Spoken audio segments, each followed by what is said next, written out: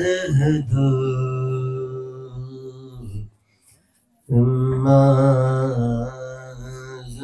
बुद्धस्य नमो तस्से भगवतो अरहतो सम्मा सम्बुद्धस्य नमो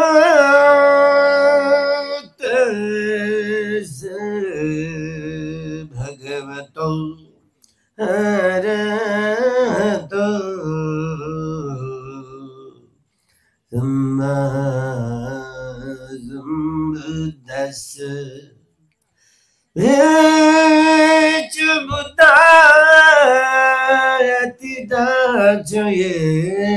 बुद्धाय नागता पजुवनाचये बुद्धा अहं वन्दामि सर्वदा ये च धम्मा ये च धम्माय नागता पजुवनाचये धम्मा अहं वन्दामि सर्वदा ये च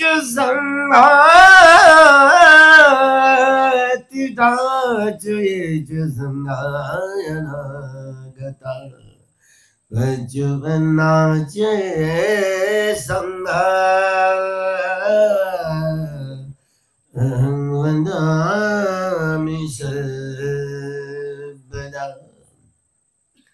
महाकारुणिक तथागत भगवान अरहत सम्यक संबुद्ध भगवंतांनी सुआख्यात केलेला सुस्पष्ट केलेला जो धारण करणे योग्य असा सद्धम्म आणि संघ गुणांना धारण करून सद्धम्मामध्ये प्रतिष्ठित होणारा आपलं अनर्यत्व नष्ट करून आर्य सत्याचा साक्षात्कार करून आर्यत्व प्राप्त करणारा आपली अविद्या दूर करून आर्य सत्याचा साक्षात्कार करून विद्या प्राप्त करणारा सद्धम्माच्या रसाचं रसास्वादन करणारा अठ्ठपुरीस पुद्गला 8 पुरीस पुद्गल ज्यांना आर्य पुद्गल म्हणतो असा भगवंतांचा त्या आर्य पुद्गलांमध्ये ते गृहस्थ पण गृहस्थीनी पण आणि गृहत्यागी गृहत्यागिनी पण येतात।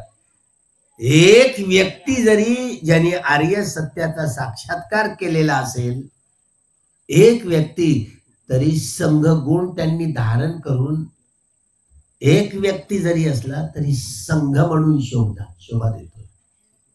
त्यामुळं आर्य सच्चान दर्शनम या तीनही रत्नांना अभिवादन करून वंदन करून प्रणाम करून युगायुगाचं हे दारिद्र्य बुद्ध शासनाच्या चढाव उतारांमध्ये जाती व्यवस्था जी अव्यवस्था होती हा रोग होता या रोगावर या बोधिसत्वानं ज्या बोधिसत्वानं हे औषध काढून नाही बाबा हा मनुष्य समाज एवढा रोगी झालेला आहे साऱ्या जगातलाच समाज रोगी झालेला आहे दुःखी झालेला आहे कष्टी झालेला आहे सर्व प्रकारच्या दुःखातून रोगातून संपूर्ण ज्या कमजोऱ्या आहेत मनुष्य समाजाच्या त्या दूर करण्यासाठी भगवान बुद्धांचा सद्धम्म समजावून घेण्यासाठी 21 वर्षाचा 35 वर्षाचा तप ज्या युग पुरुषांनी बोधिसत्व परमपूज्य डॉक्टर बाबासाहेब आंबेडकरांनी भावी बुद्धांनी प्रयत्न केला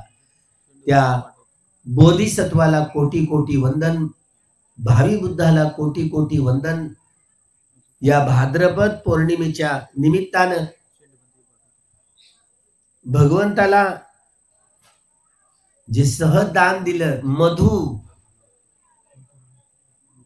ज्यामुळं भगवंताचा हा सद्धम्म विशेष रूपाने भगवंतांनी या पौर्णिमेच्या दिवशी जे राजा बिंबिसाराची दीक्षा झाली राजा प्रसंजिताला जो उपदेश केला, जो दीघ निकायामध्ये प्रसिद्ध असा उपदेश आहे कूटदंत सुत्तामध्ये, राजा शिवाजी संभाजी राजकुमाराला महाडच्या लेणीवर घेऊन गेले, 3दा प्रदक्षिणा केली.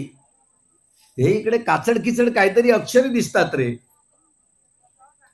म्हणून तू याच्यावर काहीतरी लिही, तुला काहीतरी लिहिताय. त्यांनी संभाजी 14 वर्षाचं बाळ राजकुमार, त्यांनी बुद्धभूषण नावाचा ग्रंथ लिहिला. बुद्धभूषण हा जो ग्रंथ राजांनी राज्य चालवायचं कसं या संबंधीचे जे नीती नियम दिलेले आहेत तेच जसेच्या तसे बुद्धभूषण या ग्रंथात उतरलेले आहे. हे 14 वर्षाचं संभाजी बाळ राजकुमार, त्यांनी 14 वर्षाचं बाळ त्यांनी बुद्धभूषण यामध्ये कूटदंत सुत्ताचा उपदेश, या भद्र म्हणजे सुंदर ही पौर्णिमा लोकांचं हे सार्वजनिक जीवन कसं सुखमयी करता येईल, हे भौतिक जीवन आणि आध्यात्मिक जीवन सुखमयी कसं करता येईल याचा उपदेश कूटदंत ब्राह्मणाला जो उपदेश केलेला, तोच उपदेश या राजा प्रसंजिताला उपदेश केला. जी धम्मदीक्षा झाली, धम्मदीक्षा राजा बिंबिसाराची, सिद्धार्थ गौतमाचा जो गृहत्याग झाला, ही शिक्षा त्यांना मिळाली संघाची. ही शाक्यांचा आणि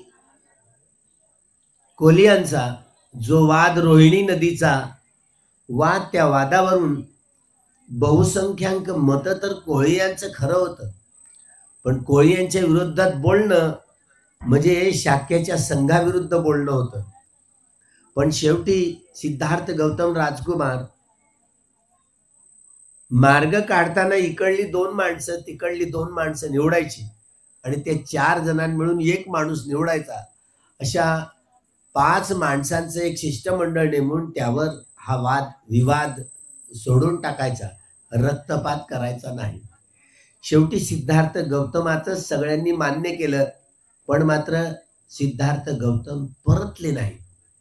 ही जरी संघाची शिक्षा झाली, हे एक केवळ निमित्त होतं, पण जी प्रमुख जी कारणं असतात, या दुःखाचं कारण काय, हे दुःख कसं असतं, त्याच्या सत्तेच्या, हे दुःख नष्ट कसं करता येईल, त्या सत्याच्या शोधासाठी, त्याला आर्य सत्याचा शोध म्हणतात, चत्तारी आर्य सत्यानी, या सत्याच्या शोधासाठी गेले. पण एक कारण ठरलं. डॉक्टर बाबासाहेब हिरिरीनं सांगतात, ह्या रोहिणी नदीचा वाद होता, हे एक निमित्त झालं.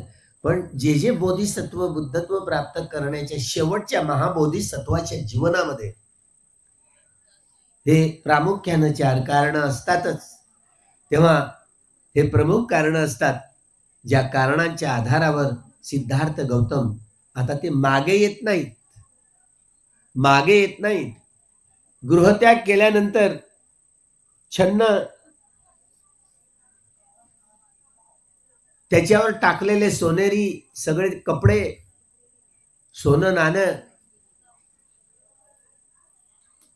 आणि सिद्धार्थ गौतम का स्मशान घाटातलं एक ढोबर घेतात, पात्र, आणि ते बिंबिसाराच्या मगधमध्ये प्रवेश करतात. पहिला दिवस त्यांचा भिक्षाटनाचा पहिला दिवस. भिक्षापात्र घेऊन हा एवढा मोठा लांबलचक माणूस काहीतरी हेरगिरी करण्यासाठी आला असेल, म्हणून एवढा मोठा लांबलचक माणूस राजवाड्यातनं बिंबिसार पाहतात आणि म्हणून हेर त्यांच्या पाठीमागे पाठलाग करत असतात. तो गल्ली गल्लीनं चाललेला असतो, कोणीही त्यांना भोजन दिलेलं नसतं. मातीचं भांड, कोणी त्यांना भोजन दिलेलं नसतं. शेवटी एका आंब्याच्या वृक्षाच्या झाडाखाली बसून ओसंबळून सिद्धार्थ गौतम रडतात आणि त्या अश्रूंनी ते भिक्षापात्र ओलं होतं. अश्रूंनी. तर खरंच हा कोण आहे, एवढा लांबलचक माणूस दिसला, भिकारी तर नाही आहे. तेव्हा जेव्हा हेर त्यांच्यापर्यंत जाऊन पोहोचले, तर खरंच त्यांच्या आसुवांनी ते पात्र भिजलं होतं. खरंच ते भिकारी आहेत, काही हेरबीर नाही आहे, सांगत गेले. तेव्हा बिंबिसारांनी हेरलं की निश्चितच हा सिद्धार्थ गौतमच असेल, राजकुमार, जो गृहत्याग करून निघून गेलाय. म्हणूनच त्याला फरमान सांगितलं की त्यांना बोलावूनच घेऊन या. त्यांना बोलावूनच घेऊन या. राजाचा हुकूम आहे. आणि सिद्धार्थ गौतम राजा बिंबिसाराकडे गेले. राजगादीवर बसून असताना आपल्या डोक्यावरचा टोप काढला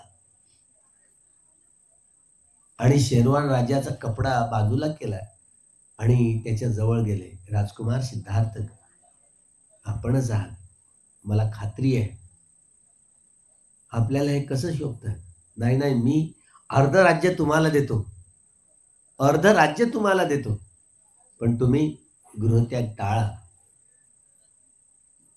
जेव्हा सिद्धार्थ गौतम राजी झाले नाही, पण मात्र ज्या शोधात तुम्ही जाणार, ते शोध लागल्याबरोबर माझ्याकडे यायचं, पहिल्यांदा माझ्याकडे यायचं.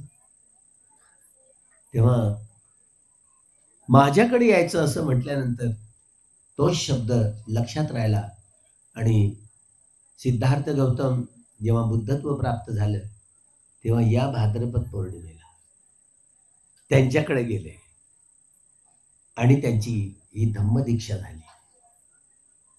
ती धम्मदीक्षा झाली. त्यामध्ये राजा सुखी कसा होईल, राज्यातले लोक सुखी कसे होतील,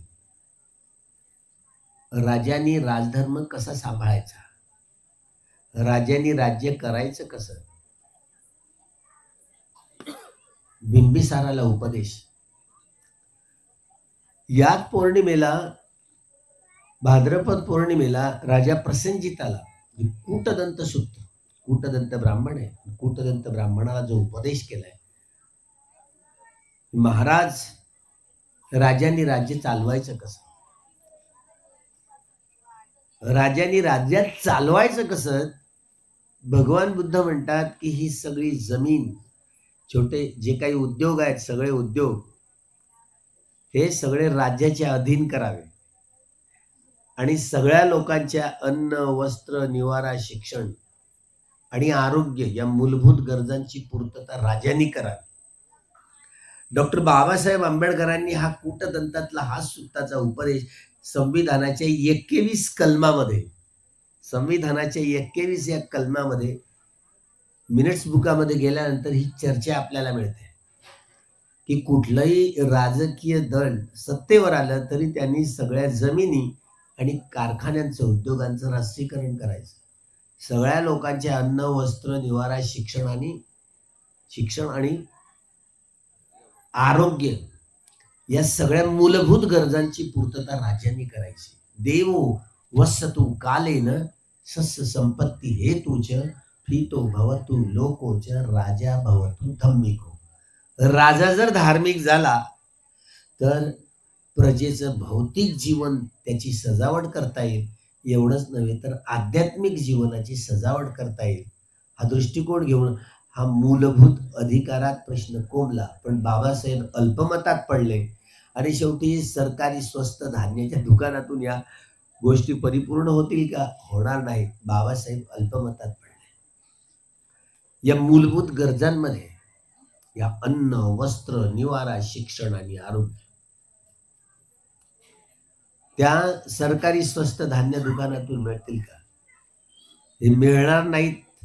पण बाबासाहेबांची मूळ भूमिका, जो कूटदंत सूक्तामध्ये जो राजे लोकांना राज्य करण्याचा जो उपदेश, ते अंकित ठेवून जगातल्या कुठल्याच राज्यशास्त्रज्ञांना, त्या देशातल्या राज्यघटना तयार करणाऱ्या जे राजनीतिज्ञ असत, त्यांच्या चित्तात, बुद्धिस्ट देशातले असले तरी त्यांच्या चित्तात आलं नाही. पण डॉक्टर बाबासाहेब आंबेडकरांच्या चित्तात या तिरंग्यावर चौथा हे जे रंग आहे ना, निळं चक्र आहे, धम्मचक्र, फोर नोबेल ट्रूथ हे न्यायाचं प्रतीक. न्याय म्हणजे न्यायपटीपन्नो भगवतो सावक संघो. न्याय म्हणजे न्याय. न्याय म्हणजे सत्य, अंतिम सत्य, सत्यापर्यंत पोहोचण्याचं. फोर नोबेल ट्रूथ 4 आहेत. दुःख आर्य सत्य, दुःख समुदय आर्य सत्य, दुःख निरोध आर्य सत्य, दुःख निरोधगामिनी पटिपद आर्य सत्य. हे धम्मचक्र फिरल्यानंतरच हे भवचक्र, दुःखचक्र, लोकचक्र तोडता येतं. हा उपदेश या 4 रंगाचा झेंडा, तिरंगा म्हणणं कायद्यानं गुन्हा आहे.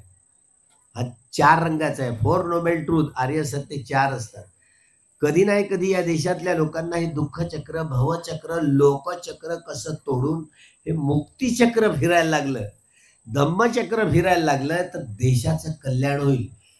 राज्य चालवणारी, राज्य चालवणारं जे सरकार असेल, जे व्यक्ती असेल, धार्मिक राजा असेल, तर ते असं चालवेल. आता काही आईच्या पोटातनं राजा उत्पन्न होणार नाही, तो या मतपेटीतनं उत्पन्न होईल. ही मतपेटीची धारणा आहे ना, डबा ठेवायचे पेटी आणि त्यात लाकडाची एवढ्या ओंडकी असायची, ज्याला शलाका म्हणत. ही प्राचीन काळातली भिक्खू संघाची ही निवडणुकीची प्रक्रिया, याला छंद म्हणतात. छंद म्हणजे निवड, माझी निवड. भिक्खू संघामध्ये कोणत्या विषयावर कधी मतभिन्नता आढळली, ताणतणाव वाढला, तर बहुमतानं निर्णय घेण्याची पद्धती ही बुद्धांनी घेतलेली होती, ज्याला शलाका. त्या पेटीमध्ये टाकून बहुमतानं निर्णय घेत असत, बहुमतानं निर्णय घेत असत. ही पद्धतीच मुळात जनतंत्र, ज्याला लोकतंत्र, लोकशाहीची ही पूर्वपीठिका आहे. लोकशाहीची मुळं भगवान बुद्धांच्या या कूटदंत सुत्तामध्ये आपल्याला मिळतात. भिक्खू संघाच्या मारामाऱ्या, वादविवाद झाले, तर भिक्खू संघ 7 प्रकारचे, जे विनय पिटकातला शेवटचा जो भाग आहे, त्यामुळे 7 प्रकारे ते त्यांचे प्रश्न सोडवत. या 7 प्रकारे प्रश्न सोडवायचे कसे, ज्याला विनय पिटक म्हणतो ना आपण. भिक्खू, भिक्खुणी, उपासक आणि उपासिका, हे 4 पिलर, 4 परिषदा आहेत धम्माच्या. त्यामुळे 4ही परिषदा बरोबर असल्या, या 4ही परिषदा कशा सुरक्षित ठेवाव्या. उपासक, उपासिका, भिक्खू आणि भिक्खुणी यांचा परस्पर संबंध निश्चित करायचा कसा, त्याचे नीती नियम म्हणजे विनय पिटक आहे, ज्यामध्ये 21,000 धम्मस्कंद हे भगवंतांनी टाकलेले. 21,000 धम्मस्कंद. आपल्याला वाटते हा केवळ भिक्खू भिक्खू संघांची नियमावली आहे. ही केवळ भिक्खू आणि भिक्खुणी संघाची नियमावली नाही.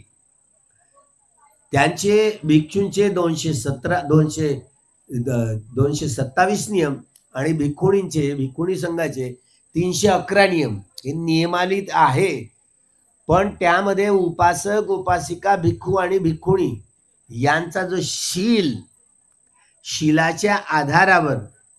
शिलाच्या आधारावर सांघिक जो प्रकार असतो, जे लोक मुक्तीची अवस्था प्राप्त झालेले असतात वा किमान शोतापन्न फलाला प्राप्त झालेले असतात, ते पापकर्मापासून दूर असतात, विरत असतात. पापकर्म त्या लोकांना शिवू शकत नाही. तरी देखील मग गृहस्थ असले, गृहत्यागी असले, जे पृथकजन असले, अभ्यास करत आहेत पण ते धम्मामध्ये प्रतिष्ठित झालेले नाही, आर्य सत्याचा साक्षात्कार केलेला नाही, त्यामुळे त्यांच्या मनाचा स्वभाव बदलत नाही. त्यामुळं खूप असा ताणतणाव समाजामध्ये असतो. त्यामुळे उपासक, उपासिका, भिक्खू आणि भिक्खुणी यामधल्या परस्पर संबंधाची जी निकष आहेत, या निकषाच्या आधारावर यांचे जे ताणतणाव असले तरी सोडवणूक कशी करावी, या सोडवणुकीची नियमावली म्हणजे विनय पिटक होय. त्यामुळे उपासक, उपासिका, भिक्खू आणि भिक्खुणी यासाठीच नव्हे, तर देवता लोकांमध्ये देखील विनयाची जी परंपरा आहे, विनयाची, त्यांना सांगावं लागत नाही. कारण पण भगवंताचा जो उपदेश सगळ्यांसाठी लागू असणारा, देवता लोकांना उपदेश करत, भिक्खू संघांना उपदेश करत, तो कोणालाही उपदेश केला तरी सगळ्यांसाठी त्यांची देसना होती ती, धम्मं देसेती. त्यामुळं एकूणच हा विनय पिटक, ज्या विनय पिटकामध्ये ज्या साधर्म्य आहे, लोकशाहीची मुळं आहेत.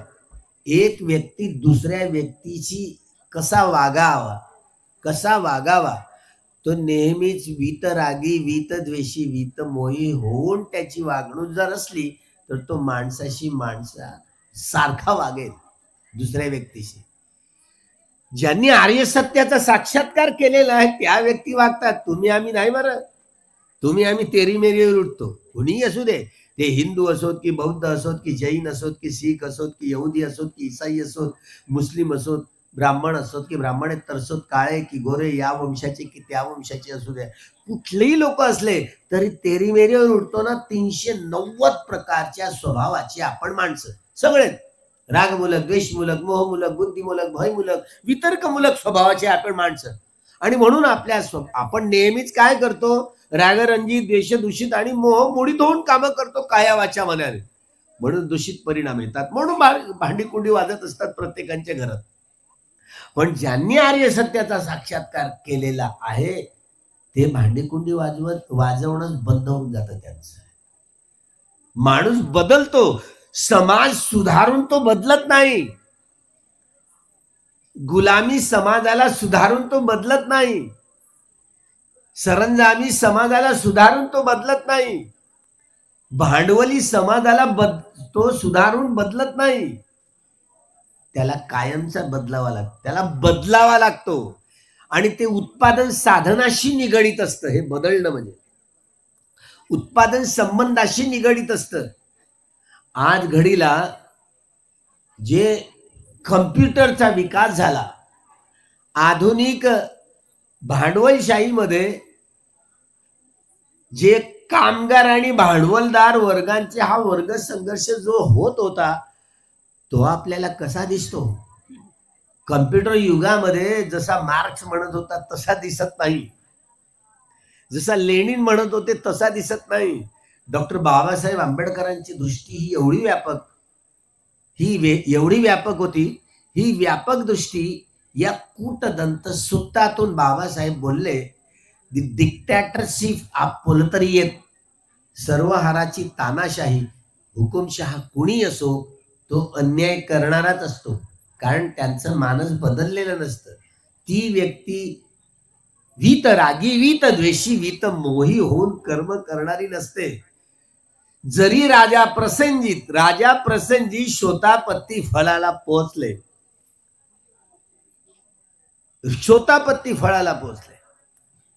तरी मात्र कौशल नरेश पसंदी या राज्यामध्ये राज्य चालवायचं कसं? अर्थात आपल्याला सम्राट अशोकाचा हा मोठा बाणा दिसतो. जेव्हा राज्याभिषेक झाल्यानंतर कलिंगवर स्वारी झाली, एवढा रक्तपात झाला, तरीही मात्र जे महाभारताचं चरित्र आहे ना, ते सर्वत्र सम्राट अशोकाची जोडणारी चरित्र आहे.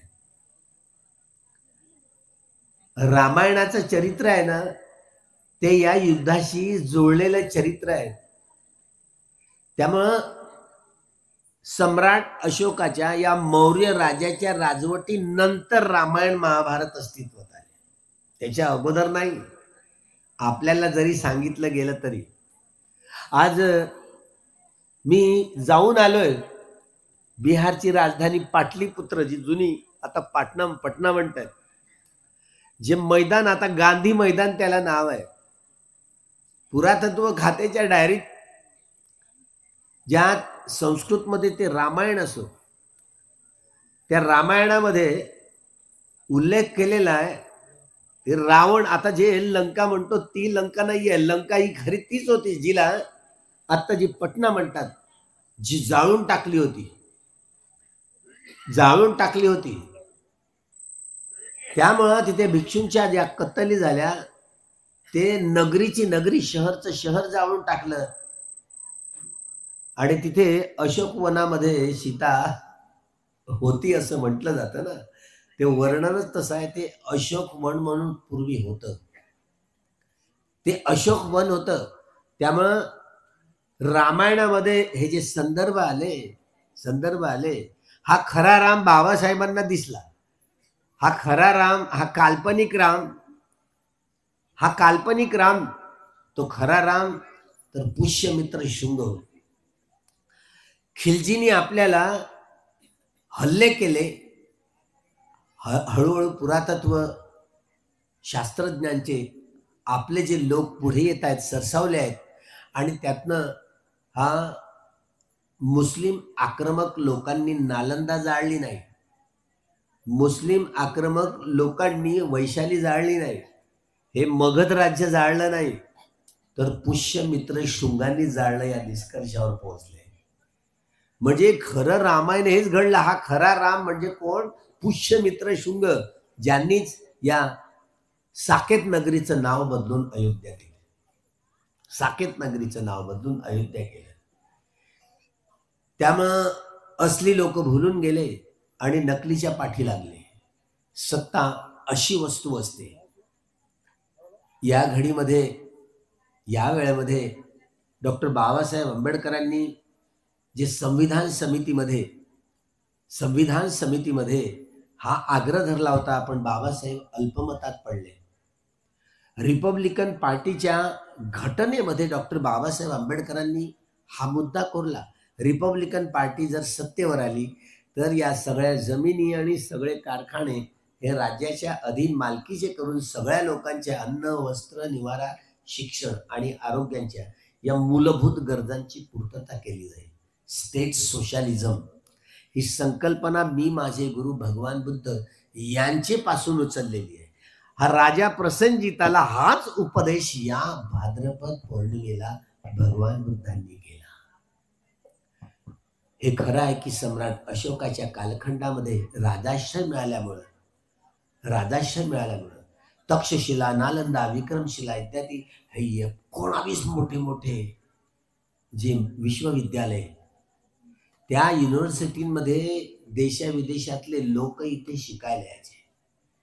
चत्तारी आर्य सच्चानी त्या नालंदा विद्यापीठात जे अक्षर मिळाले धम्मलिपीतले, त्या धम्मलिपीतल्या अक्षरात एक टीचर असायचा, एक प्राध्यापक राहिला तर 4 विद्यार्थी असायचे. 4 विद्यार्थ्याच्या पाठीमागे एक टीचर असायचा. बघा, म्हणजे त्या विद्यार्थ्यांना किती तावून सुलाखून समोर आणत असतील. आता किती राहतात? आणि तो सरकारी सगळा खर्च असायचा, सरकारी असायचा. म्हणजे जो मूलभूत माणसांचा त्यांच्या अंतर्गुणांना विकसित करण्यासाठी वेगवेगळ्या विषयांवरती जे नालंदा युनिव्हर्सिटीमध्ये चालायचं, की 6 महिने जळत राहिली आपण जे ऐकतो. तर ज्यांनी यज्ञ केले पुष्यमित्र शुंगांनी आणि या सगळ्या युनिव्हर्सिटीच्या जाळल्या, शिक्षण बंद, आणि नंतर ही जाती व्यवस्था अस्तित्वात आली. नंतर आली हे ज्यात ब्राह्मणवादी लोक सत्तेवर आल्यानंतर भिक्षू संघाच्या कत्तली झाल्या. ज्या कत्तलीनंतर हे सगळे लोक जिकडे तिकडे पसार झाले. भिक्खूगण जंगला पहाडांचा, गुफा कंदरांचा आश्रय घेऊ लागला. तेच दाढी वाढवणारे, दाढी मिशी वाढवणारे, डोक्याचे केस वाढवणारे जे साधू संत म्हणतात ना, तेच भोलानाथ, हे सगळे मच्छिंद्रनाथ, गोरखनाथ, नाथपंथी, हे सगळे लोक भिक्षूला हा संपूर्ण संप्रदाय, वारकरी पंथ, भागवती पंथ, लिंगायत पंथ, महानुभाव पंथ, हे सगळे भिक्षूंचा हा संप्रदायाचे लोक वेगवेगळ्या पद्धतीनं जंगलात राहून भुलून गेले, विसरून गेले. तर हे पतनाचं जे कारण आहे, या देशात प्रतिक्रांती झाली. त्यामुळे सारा समाज कसा ब्राह्मणवाद्याच्या या संकीर्णते त्या विचाराखाली आला. सम्राट अशोकाचा हा पळनातू बृहद्रथ त्यांच्या हत्येनंतर सुमती भार्गव यांच्याकडून पुष्यमित्र शुंगांनी मनुस्मृती लिहून घेतली. हा जाती व्यवस्थेचा कायदा होता. मनुस्मृती लिहून घेतली सुमती भार्गव या ब्राह्मण व्यक्तींकडून. ही मनुस्मृती लिहून घेतली आणि तो कायदा सुरू झाला. उत्पादन संबंध मध्ययुगीन कालखंडात आपल्याला दिसतात. ही वर्णव्यवस्था बुद्धांच्या कालखंडात जी दिसते ती नंतर अस्तित्वात आली. उत्पादन तिथे गणव्यवस्था होती. त्या गणामध्ये जी ही निवडणुकीची प्रक्रिया आपल्याला दिसते.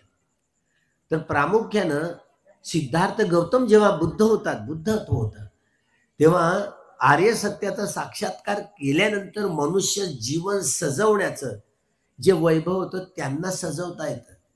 त्यामुळं भगवान बुद्धांनी कूटदंत सुत्तामध्ये जो राजाने राज्य चालवायचं कसं हे दोघांमधला परस्पर जो विवाद आहे तो मिटवायचा कसा ते या बोधी ज्ञानाच्या आधारावर संबोधी ज्ञानाची दृष्टी आपल्याकडे असायला हवी. आपण जरी आर्य सत्याचा साक्षात्कार केलेला नसला, ज्यांनी मात्र विपश्यनेचे शिबिर केलेच नाही त्यांना संबोधी दृष्टी येईल याची गॅरंटी नाही आहे. पण ज्यांनी 1-2 जरी शिबिर केले असतील तरी त्याला जरी फलशूट झाला नसेल, पृथक्जन असेल, तरी मात्र त्याला समजते संबोधी ज्ञानाची दृष्टी काय असते. ही संबोधी ज्ञान ती बुद्धांची दृष्टी आपण ज्याला म्हणतो. आपण जसं म्हणतो विचार केला तर सम्यक पद्धतीने विचार केला पाहिजे. सम्यक ज्ञानाच्या आधारावर याला म्हणतो. सम्यक ज्ञानाच्या आधारावर आपण विचार प्रक्रिया आपली असली पाहिजे. सम्यक ज्ञान म्हणजे काय? जे ज्ञान ज्या ज्ञानामध्ये परिपूर्णता आणि परिशुद्धता परिपूर्णता साठवलेली असते, त्यामध्ये जोडतोड करण्यासाठी काहीच शिल्लक नव्हतं, काहीच शिल्लक राहत नाही. त्याला संपूर्णत्व म्हणतात, परिपूर्णत्व म्हणतात. आणि परिपूर्णत्व ज्यामध्ये साठवलेलं आहे त्याला सम्यक ज्ञान म्हणतात. या सम्यक ज्ञानाच्या आधारावर काया वाचा मनाने कर्म करत जाणं म्हणजे दुःखे याणं, दुःख समुदय याणं, दुःख निरोधे याणं, दुःख निरोध गामिनी पटिपदा याणंती ती उच्यते ती भिक्खवे सम्मादिठ्ठीवा. सम्यक ज्ञानाच्या आधारावर सम्यक दृष्टी सोबत घेऊन चालणं, कर्म करणं काया वाचा मनानं म्हणजे सम्मादिठ्ठी सोबत घेऊन चालणं ही बुद्धाची दृष्टी आहे. सम्यक दृष्टी सम्यक ज्ञानाच्या आधारावर. हे सम्यक ज्ञान कसं उत्पन्न होतं? प्रज्ञेच्या आधार. यदा पय्याय पश्यति. प्रज्ञेचे 3 लक्षण. सब्बे संखारा अनिच्चाति, सब्बे संखारा दुःखाति, सब्बे धम्मा अनत्ताति, यदा पय्याय पश्यति अथ निबिंदति दुःखे एष मग्गो विशुद्धिया. हे अनित्य लक्षण, दुःख लक्षण आणि अनत्त लक्षण या 3 लक्षणांनी हे शरीर आणि मन ही सारी प्रकृती तिचे तुकडे तुकडे करून पाहणं, तुकडे तुकडे करून पाहणं. या प्रकृतीचं अंतिम सत्य म्हणजे अठ्ठकलाप, अग्निवायू जल आणि पृथ्वी धातू आणि त्यांची 4 गुण या 8ही कलापांनी मिळून बनलेला सूक्ष्माती सूक्ष्म कण की ज्याचं संश्लेषण विश्लेषण विघटन आणि विभाजन करताच येणार नाही. हे भौतिक जगाचं अंतिम सत्य म्हणजे अठ्ठकलाप होय. अठ्ठकलाप म्हणजे त्याला परमाणू नाही म्हणतायत, रेणूही नाही म्हणतायत. परमाणू म्हटलं ना आपण तर तो अणूचा 36वा भाग म्हणतो.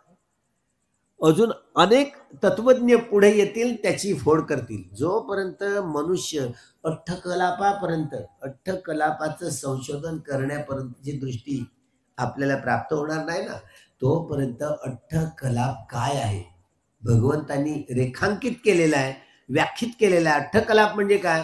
की अग्निवायू जल आणि पृथ्वी धातू आणि त्यांची 4 गुण या 8ही कलापांनी मिळून बनलेला सूक्ष्माती सूक्ष्म कण की ज्याचं संश्लेषण विश्लेषण विघटन आणि विभाजन करताच येणार नाही. हे भौतिक जगाचं अंतिम सत्य.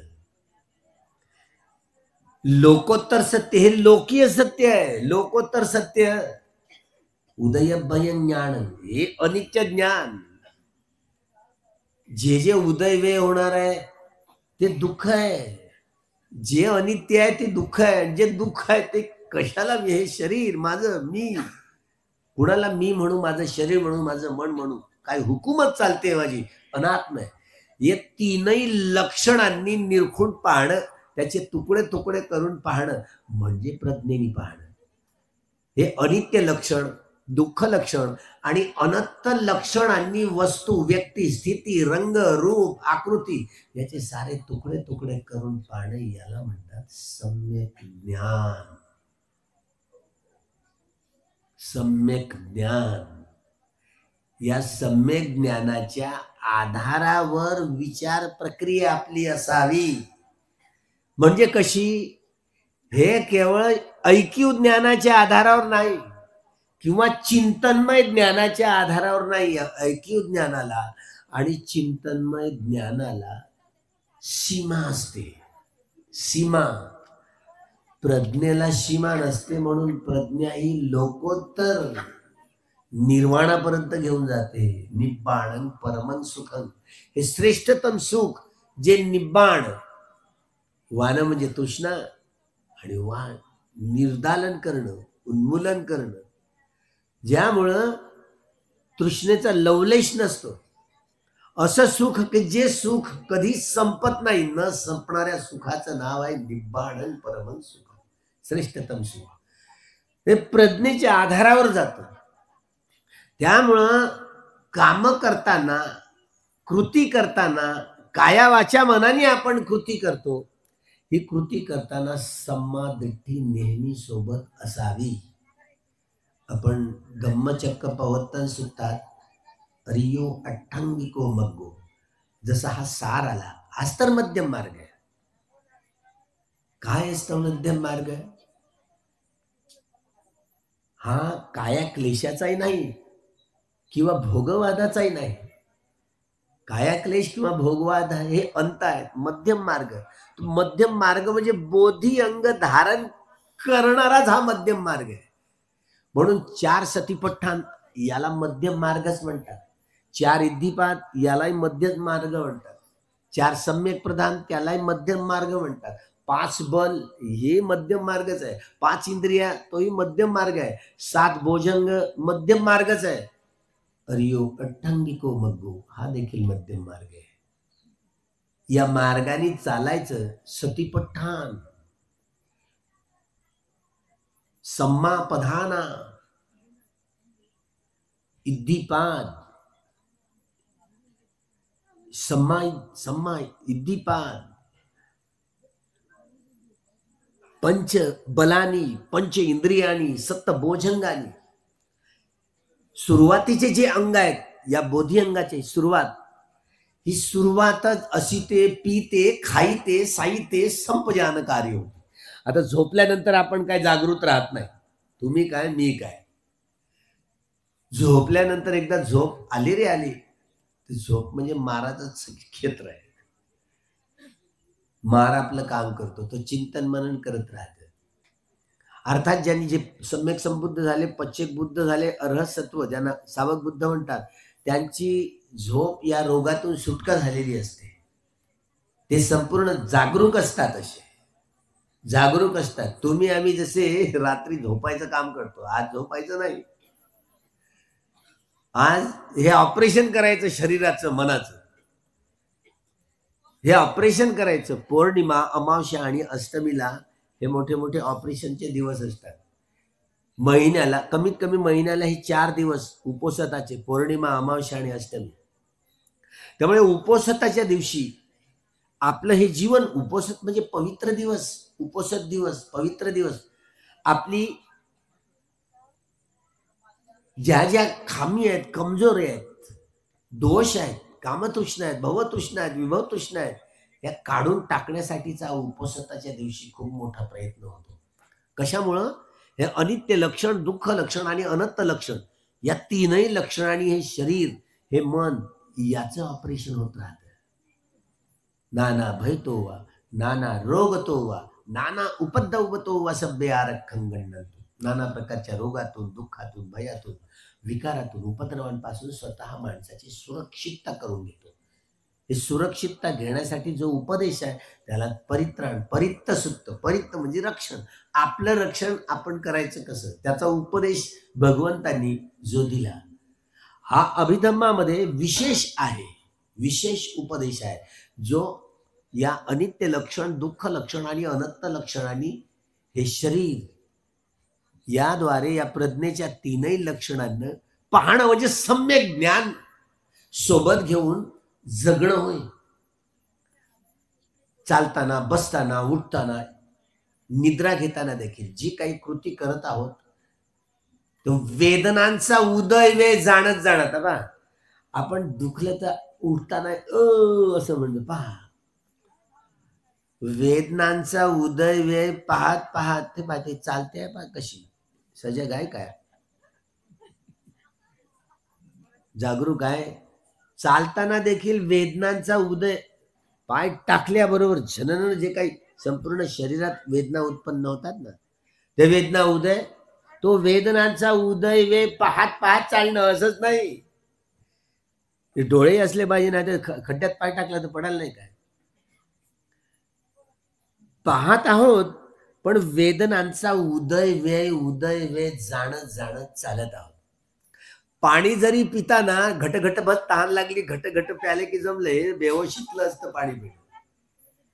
वेदनांचा उदय, पाणी ग्लास जरी ग्लासाचा काठ तर उठायला लागला तरी कसं वाटतं, वेदना कशी उत्पन्न होते, ती उत्पन्न होऊन नष्ट होते. एक घोड घेताना ते कसं होतं, त्याच्या वेदनांचा उदय वे जाणत जाणत, म्हणजे खाताना पिताना जी काही कृती करत आहोत, बोलताना, हाकताना, मुतताना देखील, नाही तर तुम्ही कुठून कुठून करा ते कुठून हे होण्याची होतं असं अगदी सहजपणे. तुम्ही विपश्यनेचा हे अनित्य लक्षण, दुःख लक्षण, अनंत लक्षण कब्जे होणार नाही तुम्हाला. हे अनित्य बोध, दुःख बोध जाणत जाणत कसं निरोगी शरीर राहत. त्यामुळे यदा पय्याय पश्यति, प्रज्ञेनं पाहता पाहता, त्यामुळे याला उदय भयं ज्ञानं इति अनित्यं ज्ञानं. या अनित्य ज्ञानाच्या आधारावर अनित्याचा बोध करून आर्य सत्याचा साक्षात्कार केला जातो.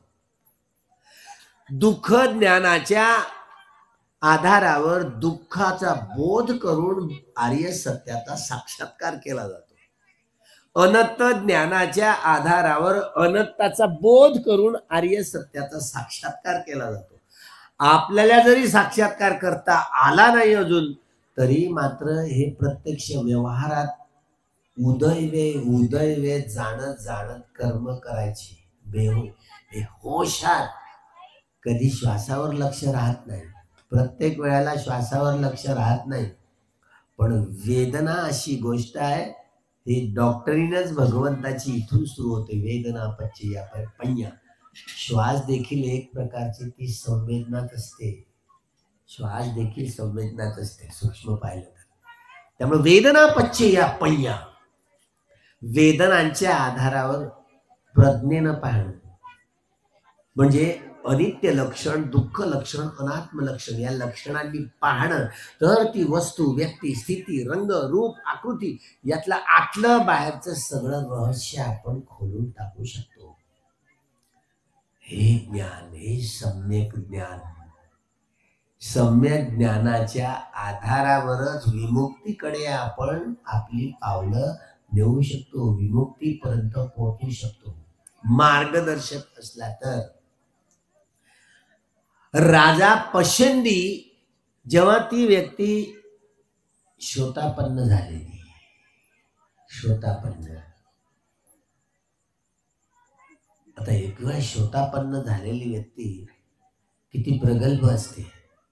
म्हणजे चक्रवर्ती, म्हणजे एक व्यक्ती जरी असला तरी ते एक संघ म्हणून. त्यामुळे ती व्यक्ती नेहमीच होशात असते असंही नाही आहे. फक्त त्या व्यक्तीने सकाय दिट्ठी, विचिकित्सा आणि शीलवर परामर्श ही 3 बंधनं गाळून टाकलेली असतात.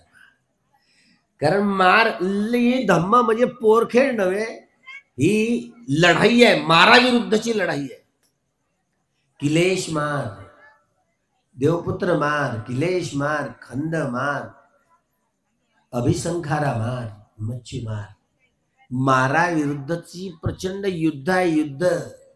त्यामुळं हे क्षणाक्षणाला मार आपल्या चित्तात आरूढ होतो आणि हे बुद्धांना बुद्धत्व प्राप्त झाल्यानंतर ह्या सगळ्या मनुष्य वा मनुष्यतर प्राणी नेहमी दूषित रागरंजित देशदूषित मोहमुडीतच होऊन कर्म करतात. त्यांना काय माहिती शुद्ध पिओ माईंड काय, हे केवळ बुद्धालाच कळतं, दुसऱ्या व्यक्तीला नाही कळते.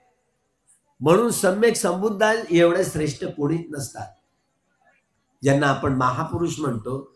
आपल्याला तेव्हा जेव्हा विपश्यना या कम्मठ्ठाणाचा अभ्यास करतो, आनापान आणि इतरत्र शमद भावनेचे कम्मठ्ठाणाचा अभ्यास करतो, याला चित्त समाहित करण्यासाठी खणिक समाधीपासून उपचार पासून अर्पणा समाधीपर्यंत कसा प्रयत्न करावा हे शमद भावनेच्या कम्मठ्ठाणापासून.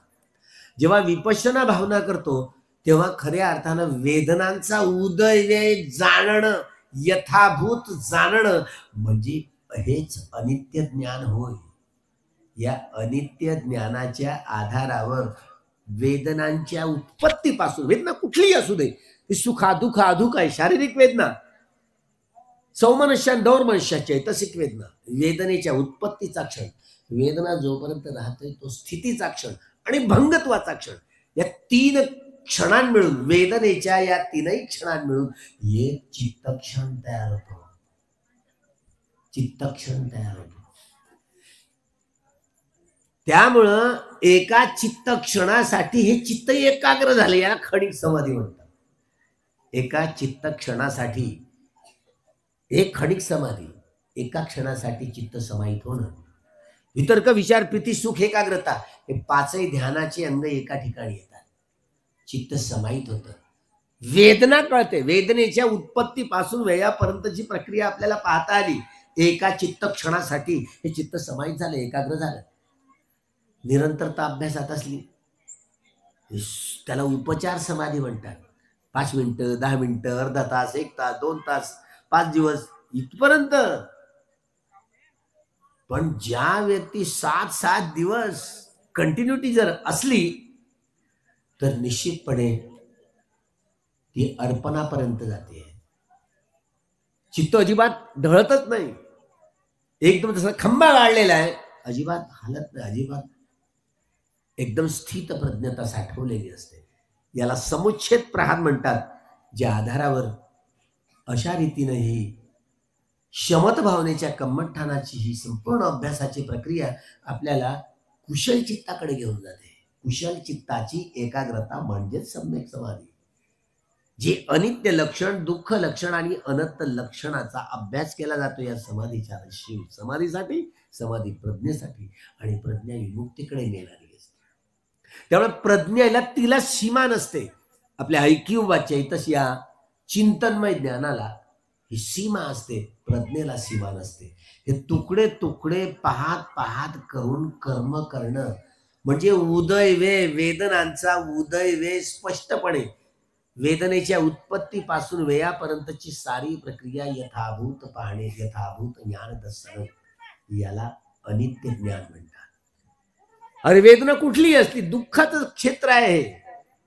सुखद वेदना आली, प्रतिक्रिया करून रागाच्या गाठी, दुःखद वेदना आली, प्रतिक्रिया करून द्वेषाच्या गाठी, अदुःखद असुखद वेदना आल्या, प्रतिक्रिया करून मोह बुडतेच्या गाठी जर बांधत असू तर दुःखच निर्माण करतो ना.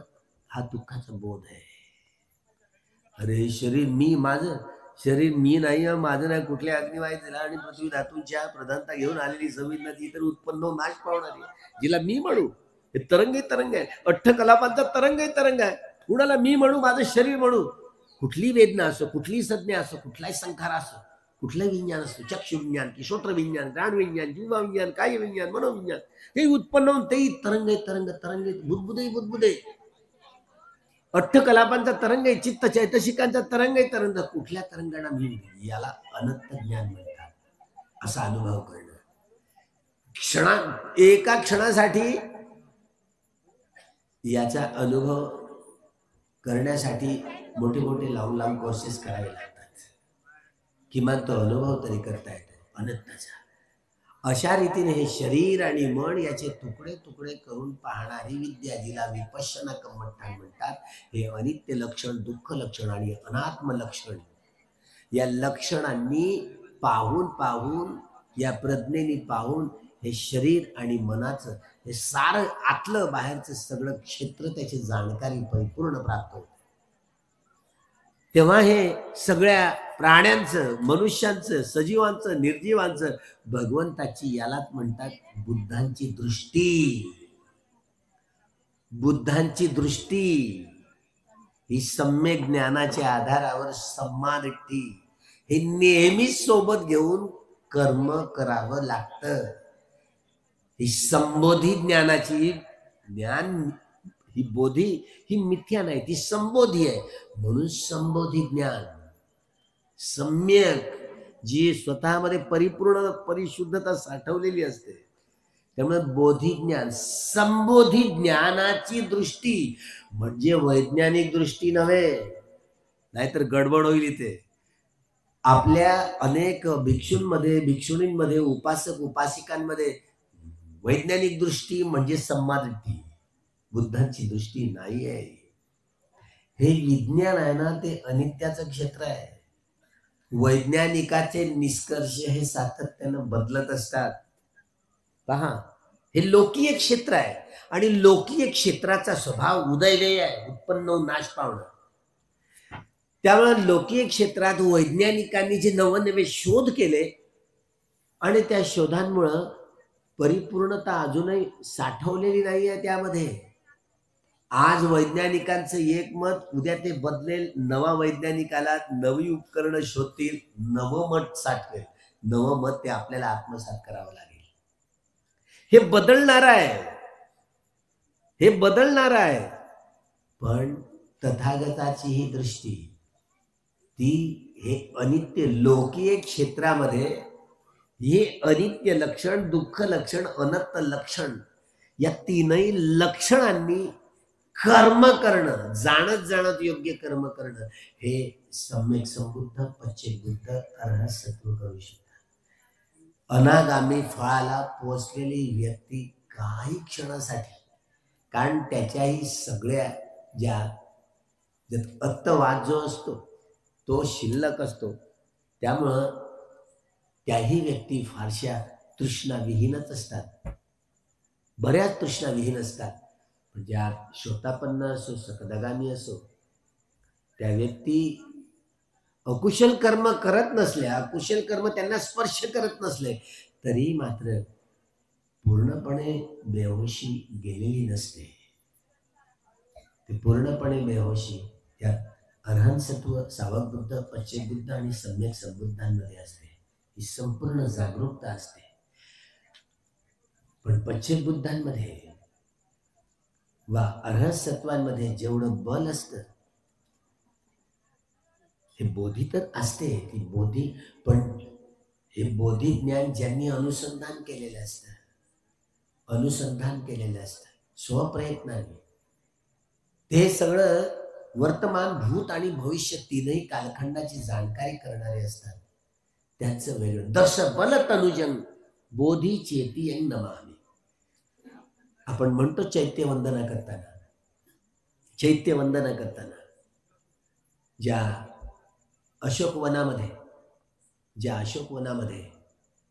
जिथे पाटलीपुत्रलाच जे संदर्भ दिले गेले, दानापूर नाव आहे, दानापूर, जिथे मोठं क्षेत्र, जिथे मोठं संगधान होतं दानापूरला, तिथे अवशेष, तिथे एक स्तूप आहे.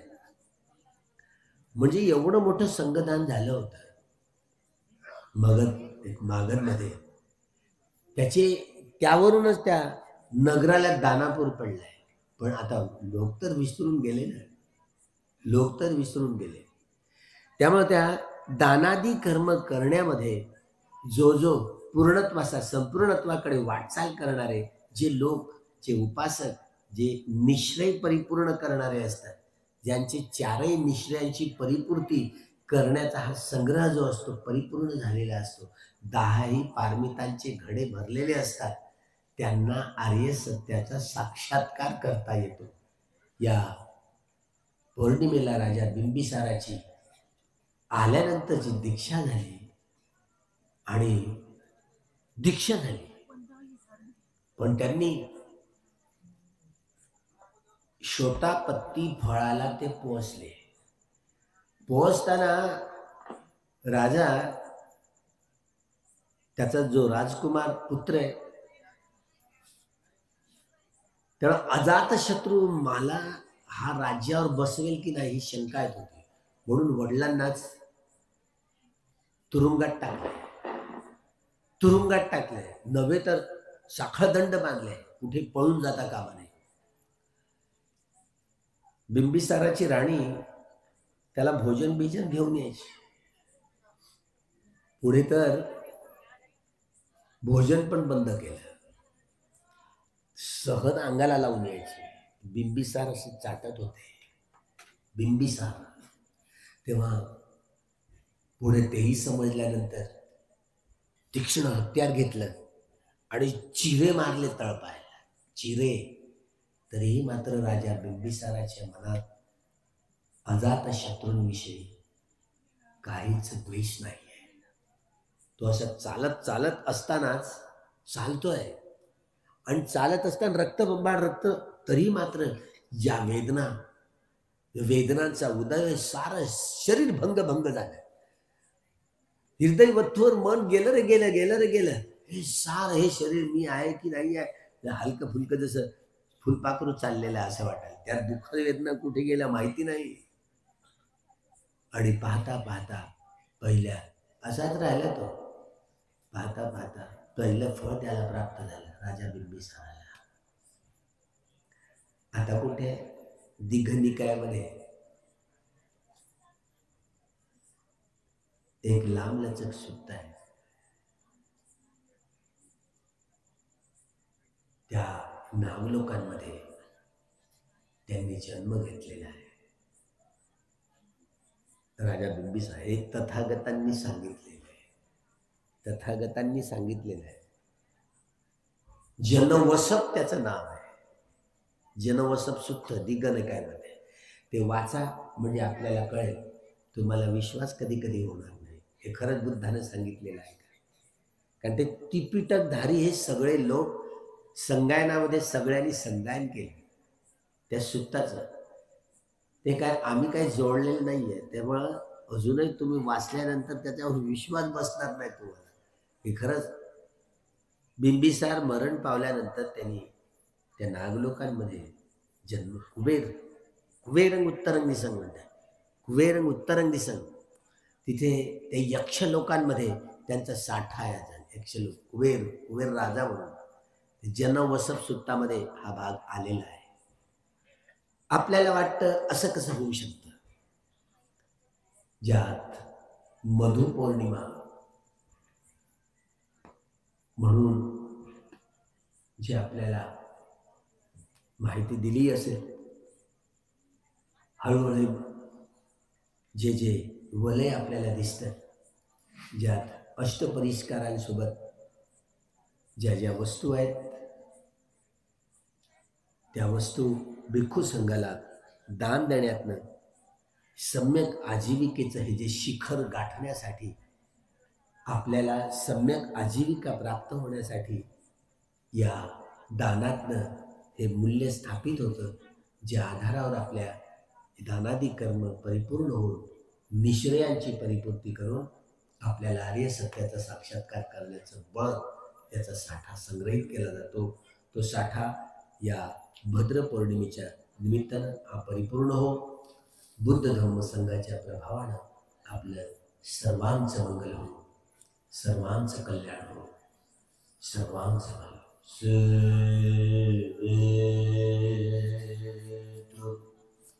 सबमंगलम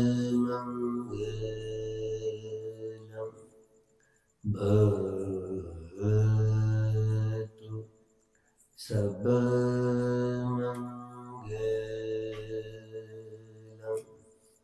भवतु.